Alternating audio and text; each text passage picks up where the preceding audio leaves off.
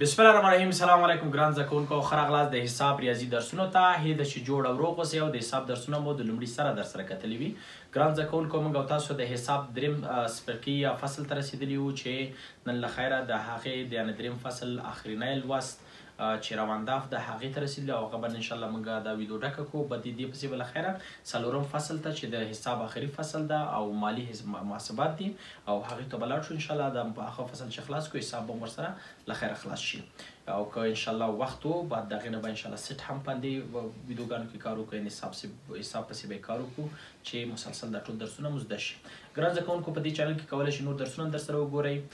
په چینل به کلیک وکړئ، لاړ به شئ پلیلیستو ته او پلیلیستو کې به هر درس مو چې خوښېږي، هر مضمون مو چې خوښېږي په هغې به کلیک وکړئ، په پښتو یې ګورئ، که په دري ګورئ، ټول درسونه شته ده. او که درسونه درته رسېږي کوشش وکړئ دا درسونه خپل ملګرو ته هم ورسوئ تر څو په دې صدقې جاریه کې ټول شریک اوسو او ټول ملګري د دې درسو څخه ګټه واخلي. ګران زده کوونکو، راځو خپل درس ته موږ او تاسو لیکو چې روانداف لیکو، یعنې زموږ درس نن روانداف ده او یا ورته ګرد کول وایي، ګرد کول یا په دري کې ورته ګرد کردن وایي. صحیح ده، ګرد کول. روانداف ګران زده کوونکو په فزیک کې زموږ هم په درس کله چې موږ او تاسو په فزیک لوستونه تاسو پښتو دري باندې در سره وګورئ، تاسو به وګورئ چې هلته یو خاصه ویډیو د روانداف لپاره جوړه شوې او د مکتب موضوع هم ده. په لسم سم کې روانداف باندې کار کړی ده او موږ او تاسو په حساب کې هم دا موضوع لرو. روانداف ګران زده کوونکو که څه ته وایي، کله چې موږ او تاسو ته یو عدد اعشاري راکول کېږي، د هغې د اعشاري ارقامو شمېر ډېر وي، نو موږ تاسو نه غوښتل کېږي چې دا د اعشاري ارقامو یې تعداد یې کم کړئ، یعنې څو هغې د اعشاري رقمونه تاسو چې کوئ حذف کړئ، نو موږ ته تاسو اعشاري رقمونه کم کړئ.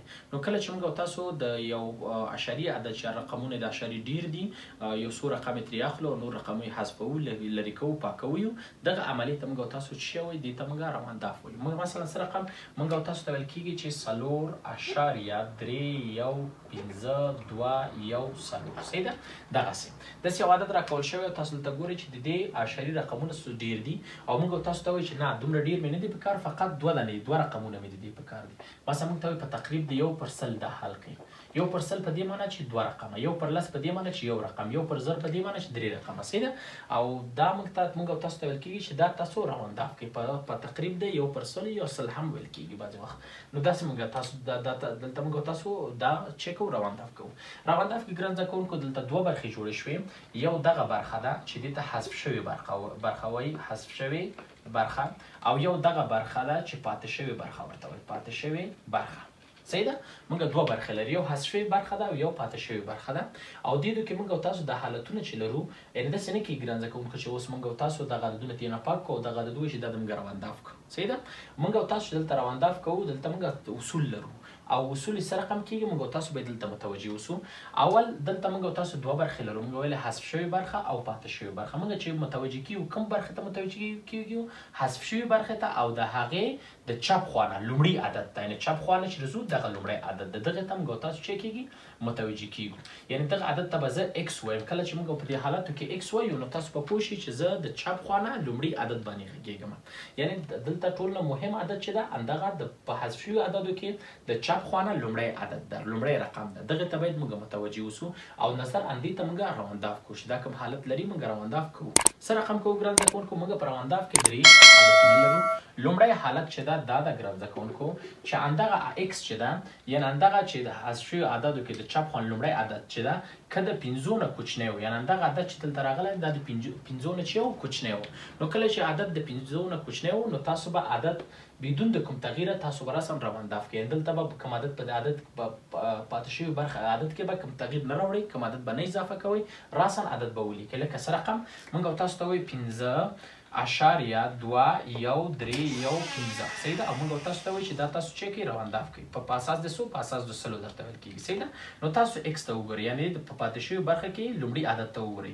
ګورئ چې د 5 نه کوچنی ده، 5 نه چې کوچنی وي تغییر مه راوړئ، عدد ولیکئ. نو ولیکئ 5.21 عدد چې شو ولیکل شو او عدد چې شو روانداف شو. صحیح ده، او داسې که موږ ته وایي چې 1.31315 داسې، او موږ او تاسو ته وایي چې دا روانداف کوي. تاسو بیا ګورئ چې مثلا په 1/100 روانداف کوو او دلته لومړی رقم چې د چپ خوا نه ده حذف شوي عددو کې تاسو ګورئ چې دا د 5 نه کوچنی ده، نو عدد کې تغییر نه راوړو، لیکو چې 1.31. یا هم بل سوال لرو 5.2 مثلا 3 1 4 5 صحیح ده. دلته موږ په سلو باندې په اصلو په اساس روانداف کوو. عدد ګورئ چې لومړی رقم د 5 نه کوچنی ده، هیڅ تغییر به نه راوړئ، وبلیکئ 5.24. عدد موږ تاسو دغه عددونه چې دلته لیکل شوي دا ټول موږ چک کړل، روانداف کړل. دا لومړی حالت. دویم حالت ګران زده کوونکو دا ده چې خپله د عدد اکس چې ده خپله 5 وي، یعنی په پاتې شوي په حذف شوي عددونو کې لومړی عدد لکه دې غوندې د چپ خوا نه خپله 5 وي. خپله چې 5 ګران زده کوونکو دوه خبرې دي.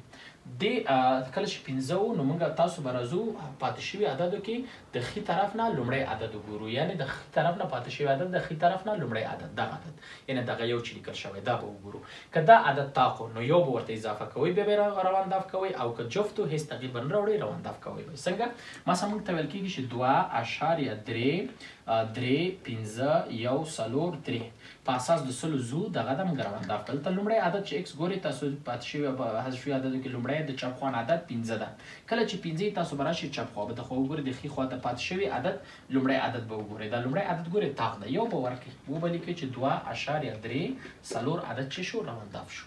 یا موږ ته لیکل کېږي چې 3.2 4 5 1 3 1 5 صحیح ده. دلته موږ ته په اساس د سلو روانداف وکړئ. تاسو ګورئ اول رقم د چپ خوا نه چې ده پاتې شوي عددو کې حذف شوي عددو کې 15 ده، نو تاسو به راشئ د خوا پاتې شوي عددو کې به لومړی رقم وګورئ، ګورئ چې جفت ده. کله چې جفت هېڅ تغییر به نه راوړئ، وبلیکئ 3.4 عدد چې شو روانداف شو. یا ولیکو چې 3.1 مثلا 3.1 و مثلا 15 1 3 4 بیا وایي په اساس د سلو ګورئ چې 15 ده، 15 د تاق دی، یو به ورکړئ 3.1 اته به ولیکئ، او که لیکلي 4.2 شپږ 15 1 3 1 او په سلو په اساس موږ روانداف وکړو 15 ده، نو دلته ګورو چې شپږ ده جفت ده، نو کوم تغییر پکې نه لیکو، نو 4.26 لیکو او عددونه چې شو روانداف شو. دا حالت هم باید په یاد وي. دریم حالت ګران زده کوونکو دا ده چې کله دغه اکس عدد چې ده دا د 5 څخه لوی وي، د 5 څخه چې وي لوی وي، یعنی دغه عدد چې حذف شوي کې د چپ خوا لومړی عدد ده. کله چې دا د 5 څخه لوی وي د اکس، نو موږ بدون د دې نه چې د خوا عدد تاقي که جفت یو ورکوو، یعنی په دې قصه کې نه کوو چې خوا عدد جفت ده که تاق ده، پس تاسو به یو عدد اضافه کوئ او بعد دغې نه به چې کوئ روانداف کوئ. لکه څه رقم موږ تاسو ته ویل کېږي چې 4.3 2 1 3 2 په اساس د سلو روانداف کوئ. تاسو ګورئ چې لومړی رقم یې چې د حذف شوي عددو کې لومړی د چپ خوا نه و ده، د 5 نه لوی ده، نو د خوا مه ګورئ چې جفت تاق دی، یو ورته ورکړئ، ولیکئ 4.3 عدد چې شو روانداف شو. 3.1 مثلا 15 او 8 1 3 1 4 صحیح ده. په اساس د سلو چې که روانداف کړو، دلته ګورئ څو ده 8 ده، نو یو د 5 نه غټ ده، نو یو ورته ورکړئ 3.1 شپږ عدد چې شو روانداف شو.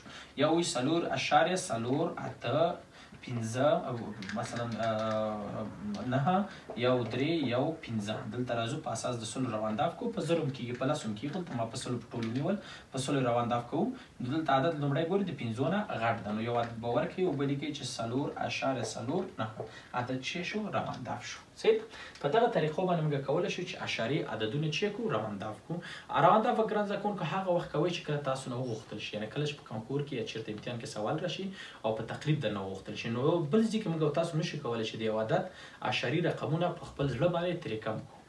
په دې چې په یو عدد کې ډېر تغییر راځي، هر عدد د روانداف وړتیا نه لري. مثلا که موږ ووایو چې د یو چا سرمایه 4.2 میلیونه ډالره ده، صحیح ده، یعنی یو غټ عدد دی. مثلا که دلته موږ دغه عدد په نظر کې ونیسو، دغه عدد دغه مثلا په اساس د میلیون ده، په اساس میلیون د چا پیسې دي، د یو چا سرمایه ده، یعنی 4.3 میلیونه ډالره ده.